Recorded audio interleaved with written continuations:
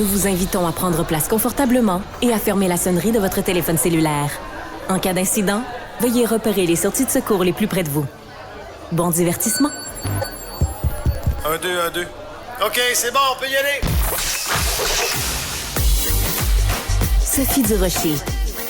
Elle met en scène les arts, la culture et la société pour vous offrir la meilleure représentation radio. Sophie Durocher.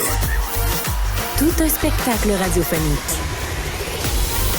Bonjour tout le monde, j'espère que vous allez bien. Moi, en tout cas, je suis assez ébranlée, pour ne pas dire bouleversée, pour ne pas dire déstabilisée. Pourquoi? Parce que je viens de regarder en rafale 2 des 6 épisodes d'une série documentaire absolument passionnante qui s'intitule Famille de criminels, qui est diffusée à partir d'aujourd'hui sur la plateforme Vrai, où Annie Soleil Proto va à la rencontre de conjointes ou d'enfants ou de parents, de proches, de gens qui ont baigné dans la grande criminalité. Et je suis complètement sous le choc. On va en parler avec Annie Soleil Proto. Bonjour Annie Soleil. Allô Sophie. J'imagine que en faisant ce documentaire-là avec Félix Séguin et toute l'équipe, tu t'attendais à mon genre de réaction. C'est-à-dire que tu as voulu vraiment faire un documentaire choc, là. Écoute, ce que je voulais faire, moi, d'abord, c'était d'aider et de raconter ma vérité. Donc, est-ce que je me doutais que ça allait réagir fort? Ben oui, tu sais, je suis pas niaiseuse, là, je me doutais bien. Maintenant, dans quelle mesure ça réagirait et quels seraient les commentaires, ça, je n'en avais aucune idée. Je pense pas que je me suis lancée là-dedans en kamikaze, là, c'était pas une sorte de roulette russe. Sauf que je suis quand même très consciente que ça vient avec une part de risque, ce que j'ai fait là, de me livrer autant. Mais je préférais de beaucoup, Sophie, prendre le risque de peut-être aider ne serait-ce qu'une personne à sortir de la criminalité ou à ne pas y aller, que de ne pas prendre de risque puis de rester dans mon coin en silence sans parler de ce que moi j'avais vécu. Je comprends. Donc, pas de confort et pas d'indifférence pour toi, pour reprendre le titre d'un film de Denis Arcand. Alors, donc, dès le départ, je pense qu'on va être clair, tu nous racontes que tu as eu toi-même une attirance pour le monde criminel, que tu as été en couple avec quelqu'un qui était trafiquant de drogue. Donc, tout ça est au passé, évidemment, et que c'est quelqu'un qui... C'est important de le dire, au passé lointain, là, et que c'était la raison pour laquelle tu as été attiré par ça, c'est que c'était une époque où tu aimais le danger et l'adrénaline. Est-ce que tu penses que ça pourrait éventuellement avoir des répercussions sur, par exemple, la perception que les gens ont de toi? Les gens disent « Ah, Annie Soleil, c'est un soleil. Annie Soleil, on la voit à TVA, on la voit partout, on la voit, c'est la personne qui a un cœur plus grand que tout. Est-ce que tu as peur, quelque part, que ça change la perception que les gens ont du tout en disant frayer de près un petit peu avec les côtés criminels, c'est pas l'image qu'on avait d'Annie Soleil. C'est exactement ça, ma plus grande peur. C'est... ma grande peur ne vient pas du jugement qui pourrait être porté par le milieu policier ou le milieu criminel. Ma plus grande peur vient de est-ce que je vais perdre l'amour de certaines personnes du public en faisant ça? Tu sais, moi, j'en parle dans la série. Moi, j'ai grandi en ayant des très, très grands trous dans le cœur. C'était vraiment là... C'était difficile. Et c'est ce milieu-là qui m'a amené un changement, tu sais, où je suis passée d'avoir un feu de forêt qui brûlait en dedans de moi à devenir en fête foraine tout le temps. Donc, tu sais, on est passé du grand canine à de la démesure et de l'excès tout le temps dans ma vie. Et d'aujourd'hui, raconter tout ça, moi, je le sais que je le fais en mettant tout mon cœur là-dedans avec les meilleures intentions du monde. Puis peut-être qu'il va y avoir des gens qui vont m'aimer moins en se disant, ben voyons donc, tu sais, elle a côtoyé ce milieu-là, puis elle était vraiment proche. Hein? Donc, si ça arrive, c'est sûr que ça va me faire très mal.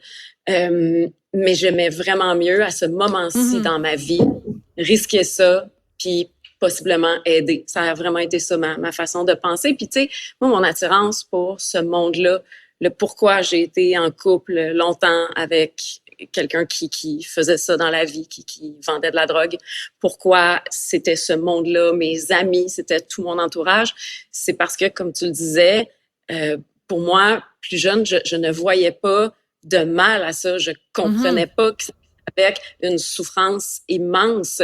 Parce que pour moi, ça avait toujours été autour de moi. C'était dans ma famille, puis c'était normal. Puis c'était pas de la petite criminalité, là. C'était du haut niveau. Donc, quand tu grandis dans un environnement où tu penses que, OK, ben, tu sais, ça fait partie du quotidien, c'est sûr que le danger, le risque, la notion du bien, du mal, t'as pas nécessairement ça, là. Je comprends. C'est venu beaucoup plus tard. Oui. Alors, c'est très intéressant parce que dans le premier épisode, tu rencontres Sabrina, qui était donc la conjointe de Gaétan Sévigny, qui est tout sauf un enfant de cœur, qui est mort assassiné en 2019. Et tu nous montres le point de vue de comment ça se passe quand une femme est amoureuse d'un criminel, qu'elle sait que c'est un criminel, mais que la douleur n'en est pas moins grande le jour où ce gars-là, il meurt. Est-ce qu'il n'y a pas un danger, pas pour toi, là, je parle d'un danger plus général quand on présente cette femme-là, Sabrina, comme étant une victime, évidemment, puis qu'on la voit pleurer, puis qu'on la voit être triste de la disparition de son chum. Est-ce qu'il n'y a pas un danger de glorifier ou de banaliser la criminalité? Je pense pas, parce qu'on a toujours eu ce souci-là, justement, tout au long de chaque épisode qu'on faisait, de ne jamais, justement, être dans la glorification du milieu criminel. Et moi, je rencontre les familles, mais mon ami Félix Séguin, lui, il fait vraiment un portrait très complet des faits, des gestes, du parcours criminel de chacun des hommes qu'on présente. Alors là, il y a vraiment aucune complaisance là-dedans. Puis, non, mais c'est pas... Annie Soleil, je vais juste clarifier quelque chose. Il n'y a aucun danger de complaisance, je comprends tout à fait. Ce que je dis simplement, c'est, à un moment donné, Sabrina, elle est très ébranlée parce qu'elle parle du décès de Gaétan Sévigny et on sent que toi, parce que tu es amie avec Sabrina, tu es toi-même très ébranlée. Et moi... Oui. J'ai ressenti un petit malaise parce que je me disais, ben, c'est correct que Sabrina, elle soit ébranlée, elle parle de la mort de son chum, mais est-ce que Annie Soleil t'aurait pu ou dû être plus froide par rapport à cette situation-là? Parce que t'es ému de la mort d'un gars qui a fait du trafic de drogue, qui a peut-être commandité des meurtres. Non, Gaétan n'était pas du tout dans des raquettes de violence, là, du tout. Non. Gaétan faisait du trafic de stupéfiants, mais Gaétan n'était pas dans des histoires de violence, n'était dans rien d'autre que du OK, mais tu vois, juste le fait que tu l'appelles par son prénom... Mais parce que je l'ai connu. Oui, je comprends. Je l'ai connu, Gaétan. Mais tu vois, Sophie, pour moi, là, je ne peux pas rester indifférente à la souffrance de la personne qui me parle, que ce soit peu importe qui est la victime, peu importe ce qui s'est passé. Moi, j'ai devant moi une de mes très grandes amies de cette époque-là de ma vie qui a la générosité de m'ouvrir son cœur, de me raconter son histoire, de se livrer comme elle l'a jamais fait de sa vie. Elle aussi, de prendre des risques par rapport à la perception des gens. Aujourd'hui, Sabrina, contre toute attente, elle est complètement sortie du milieu. Elle travaille dans un très grand cabinet d'avocats. Elle a changé de vie là, du tout alors qu'elle n'avait connu que ça. Et puis elle aussi, il y a des choses qui font dans sa vie que c'est juste ça qu'elle a connu. Mais pour moi, d'avoir de l'empathie pour une personne qui souffre devant moi, je peux pas faire semblant que j'en ai pas. C'est comme ça que je me sens. Moi, j'ai mal de la voir avoir mal.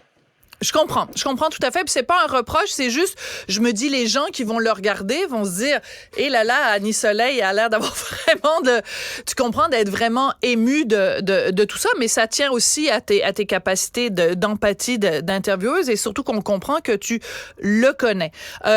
L'autre épisode que j'ai vu, qui est le deuxième, où on parle aux enfants, tu parles aux enfants de Jean Raymond, Claude, qui lui était dans un gang de rue, ben là, je trouve que c'est complètement différent parce que ce sont ses enfants. Les enfants, ils n'ont pas choisi que leur père soit un criminel, alors que Sabrina, ben, elle a choisi cet homme-là en sachant que c'était un criminel. Donc, je trouve que dans ce cas-là, la relation des enfants avec leur père, c'est beaucoup plus touchant. Oui, mais on voulait pas montrer seulement des enfants ou seulement des parents.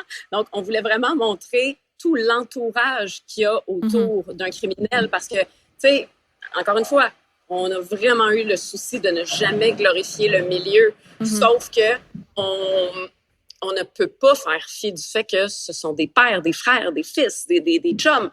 Et ça, ben, ça fait en sorte que ça existe, là, ce que tu dépeins. Et dans le cas de Michael, Mike Zop, son nom d'artiste, et Mélodie Jade, qui sont les enfants de Jean-Raymond Claude, ça aussi, c'est une histoire qui arrache le cœur complètement parce que et eux, ils sont nés dans ce monde-là. Ils n'ont pas eu autre chose. Et tu sais, Michael, quand il avait 12 ans, son père, qui passait sa vie en prison, ben il flobait tout l'argent. Donc, oui, il faisait beaucoup, beaucoup d'argent, Jean-Raymond Claude, mais quand il a été porté disparu, il n'y avait même pas une pinte de lait dans le frigidaire. Oui, c'était épouvantable. Oui, et eux, Michael, à 12 ans, payait pour les cahiers d'école et les chaussures de ses petits frères et sœurs d'une famille de 6 enfants. Alors, c'est quoi tes avenues quand tu connais rien d'autre? Quand tu cherches aussi à avoir l'amour de ton père qui est en dedans et que la seule chose qui intéresse ton père, pour lui aussi différentes raisons, c'est le milieu criminel, ben c'est sûr que les chances que ça se finisse bien sont assez minces. Puis autant Michael que Mélodie ont eu des relations extrêmement différentes par rapport à la vie criminelle de leur père. Ben aujourd'hui, tous les deux sont des personnes extrêmement fortes, brillantes, résilientes, des artistes. Je les adore. Ouais.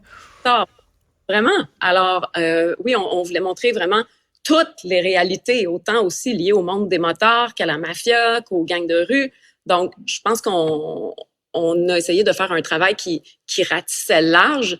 Puis la lumière, c'est vraiment d'être sur la souffrance des familles pour justement, encore une fois, peut-être dissuader quelqu'un d'aller vers ce monde-là parce que ça finit tout le temps mal. Ça finit tout le temps avec une balle, ça finit à la morgue.